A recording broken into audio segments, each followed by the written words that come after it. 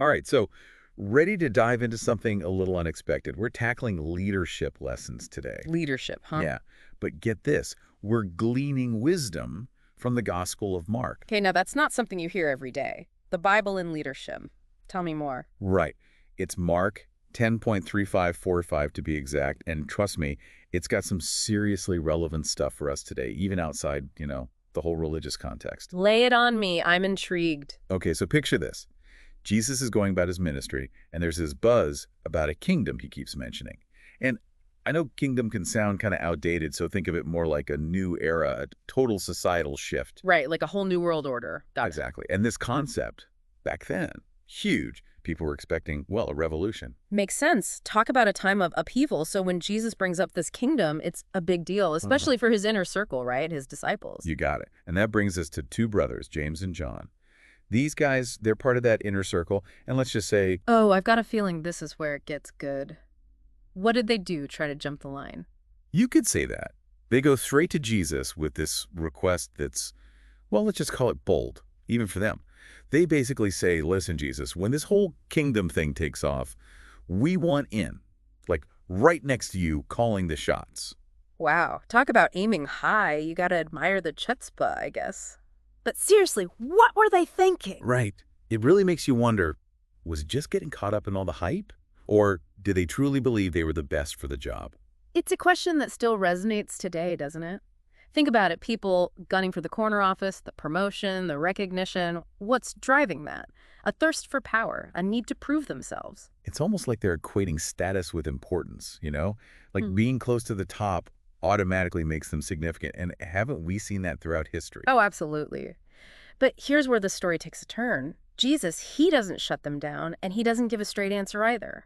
Oh, so what does he do? He uses it as a teaching moment, turns to them and asks, "Can you drink the cup that I drink?" Okay, hold up. Drink the cup. Was this a beverage break I didn't know about? What's he really asking? Drink the cup. That's a little cryptic, don't you think? Like, is he offering them some ancient beverage, or is there something deeper going on here? It's definitely not your average refreshment, that's for sure. In those days, the cup was this powerful symbol, you see.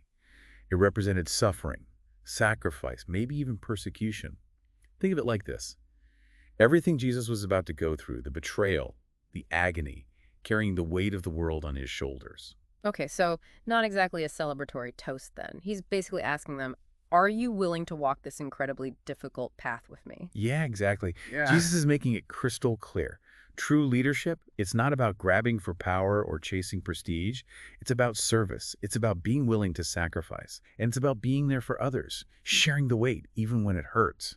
And don't forget, at this point, nobody knows for sure what this whole kingdom situation is going to look like. Yeah. They're all thinking revolution, big changes, but the details are still fuzzy, right? Right. So you really have to wonder, do James and John even understand what they're signing up for with their little request? Or are they so fixated on the end goal, the power, the glory, that they're completely missing the messier parts, the sacrifices that come with it? Well, I guess the response might give us some insight there. What do they say when Jesus hits them with this whole drink the cup thing? They say, we can, but there's something about it. It feels a little rushed, you know? Almost like they're so eager to prove their loyalty, but they don't fully grasp what they're agreeing to. It's that classic yes and Right. without really thinking it through. But in this case, the stakes are a little higher than your average improv night. Totally. And it's a trap we can all fall into, isn't it? We get swept up in the idea of success, of reaching that goal, that we sometimes forget to consider the cost. We tell ourselves we can handle anything without really knowing what that anything might entail. It's so easy to say, I'm in, when you're looking at it from a distance. But the true test, that comes when you're right there in the thick of it, facing the challenges head on. Exactly. And that's what makes this story relevant, even outside the biblical context, I think. It reflects a very human experience. We all have dreams, things we want to achieve, but are we willing to face the tough stuff, make sacrifices to get there? It's a good reality check for sure. What are we willing to give up to endure in pursuit of those ambitions? And are those sacrifices even aligned with our values, with the kind of person, the kind of leader we want to be? And that brings us to the heart of it all. The moment when Jesus, he redefines what leadership really means. And it's not about titles or positions. This is something much deeper, much more profound. So we've got James and John, right?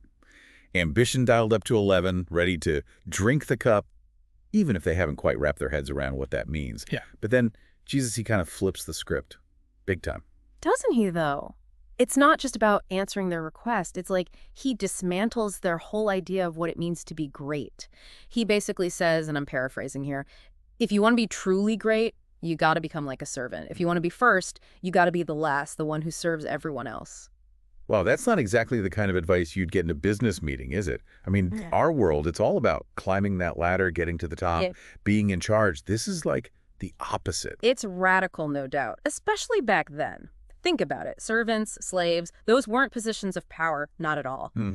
But Jesus, he points to them as the model for true leadership. It's about humility, about using your position, whatever it is, to serve others, not to boss them around.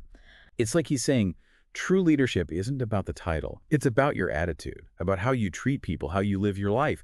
It's about putting their needs before your own, even when it's tough, even when you have to sacrifice something you want. And remember, Jesus wasn't just talking the talk here. He lived it every single day, healing the sick, feeding the hungry, challenging the way things were always serving, always acting with love. He embodied this radical leadership he was teaching. Which makes the ambitions of James and John, wanting those high-status positions, it seems almost kind of shallow now, doesn't it? Like they were so focused on the outward signs of power, they missed the deeper meaning. It's easy to fall into that trap, though, isn't it? We get caught up chasing things, recognition, promotions, titles, without stopping to ask if those things really line up with what we value, with the kind of impact we want to have on the world. And that's where that reflection we talked about comes in. It connects this ancient text to our lives today in a really powerful way. It talks about how easy it is to get swept up in this pursuit of success, to put our own ambitions ahead of everyone else's needs. Truth. We live in a world that's constantly telling us to climb higher, be the best, put ourselves first, and it takes real effort, a real shift in thinking to resist that message. So what can we do? How do we take this idea of servant leadership, this radical concept, and actually apply it to our own lives, to our work, relationships, even just our everyday interactions? I think it starts with a simple question. How can I be of service today? How can I use whatever I have, my skills, my time, my resources, to make a difference, even a small one, in the lives of others? It doesn't have to be some grand gesture. Even small acts of kindness, putting someone else first, those things matter. It's about approaching everything we do with that servant's heart. Yeah. Instead of asking, what can I get? Asking, what can I give? Exactly. And we're not going to be perfect at it, right? We all mess up. We all have moments when our own ambition gets in the way. The point is to keep trying, to keep learning, to keep choosing service over self-promotion. It's a lifelong journey, you could say. Flipping ambition on its head, huh? Yeah. That's what I'm taking away from this. We all have goals, dreams, things we're striving for. But what if, instead of asking, what's in it for me, we asked, how can I use this drive, this ambition, to make a positive difference in the world? Something to think about, wouldn't you say?